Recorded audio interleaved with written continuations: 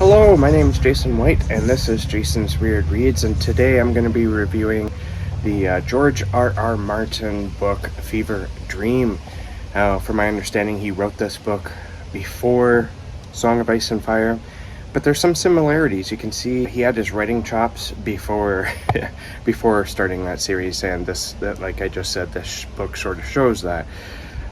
So the basic premise of the story is you have two vampires, basically a good vampire and a bad vampire. And the good vampire is kind of hunting down the bad vampire. And in order to do so, he hires a steamboat. Well, he goes into business with a steamboat captain. And they make their own boat, their own steamboat, and they travel up and down the river. And it's presumed that our vampire hero, Joshua York, I believe his name is, and the Captain Marsh. But it's believed that the York is hunting down vampires and killing them, and that's why he's got this business. And that's the basic premise of the plot. I don't really want to go too much more into what the story's about. Things that worked, things I liked about this book. I really enjoyed the beginning. And I think it was my enjoyment of the beginning of this book that kind of led me to hating it. I didn't want to hate this book. A Song of Ice and Fire, that series is among my favorite series ever in fantasy. I absolutely love those books, especially the first three. But as I was saying at the beginning of this review, there's a lot of, I don't know what you call it, Martinisms that carry over into this book, and it doesn't really belong. One thing is if you've read A Song of Ice and Fire at all, you know that George R. Martin really enjoyed describing meals, and he does so in Fevre Dream as well, except it's not quite as extensive. To be a little bit sarcastic, I would often say when I'm talking about A Song of Ice and Fire and I'm complaining about the description of meals, I'd say it'd go on for pages.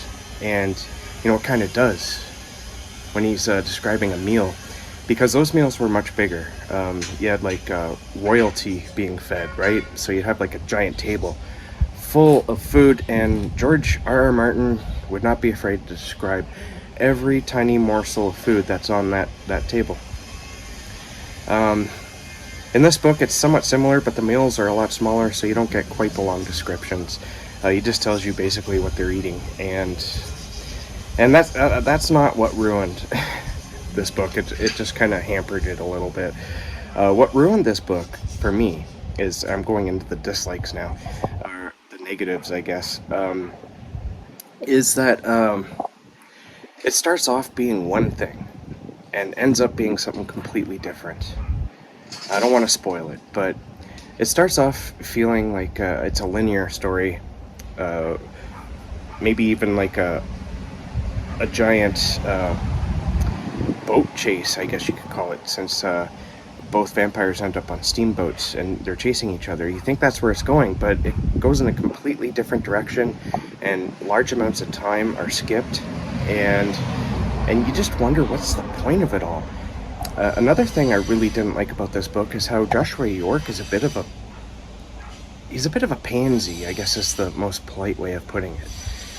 I wanted him to be much stronger and more fierce and much more of a, I wanted him to be able to challenge the bad guy. And I can't say that the bad guy's overly hardcore badass, but he's obviously a badass guy. He's bad in every way. But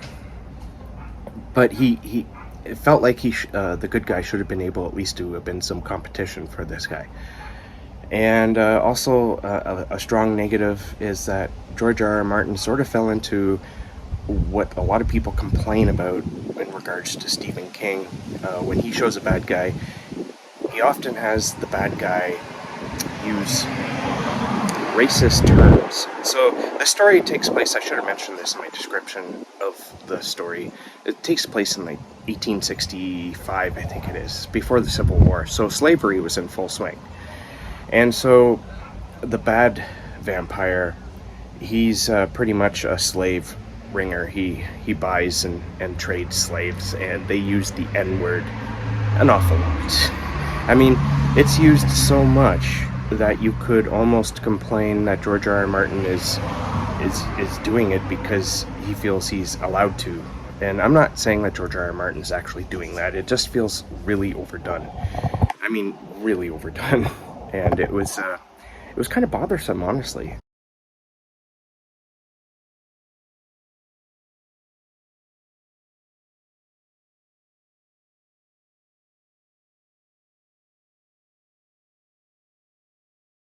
I think you could get away with using that word, but there's other terms you could use.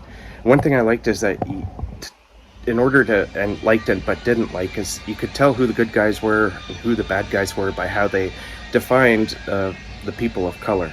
So if there's a person of color, if they're a good guy, they would say that person with the brown skin or something like that. But the bad guys, if they were a bad guy, you knew it right away because they would use the N-word. So I gave it like 2 stars on Goodreads. I felt like this book started off being something, ended up being something completely different, and there was some severe issues with the pacing in regards to what I just said there about it ending up as something else, and also just the choice of language, and I just didn't like it. I didn't like the characters. They were either weak or too overbearing. Actually, I liked Marsh, the captain. He was a lot of fun to follow, actually. So there's one character I liked. So 2 out of 5 stars. That's my lowest rating so far this year, I think. Who knows though, you might like it. I read it because I came off of reading the Southern Guide to Slaying Vampires by Grady Hendrix, and I was like, yeah, vampire book I absolutely loved. And so I moved on to Fevre Dream, and I kind of hate Reddit, to be honest with you. I don't know why I finished it, because I usually do not finish books I don't like. I think the reason why I plowed through is because it was George R.R. Martin. Well, there you have it. Thank you for watching. Keep being safe and keep being creative, and I'll catch you guys in the next bookish video.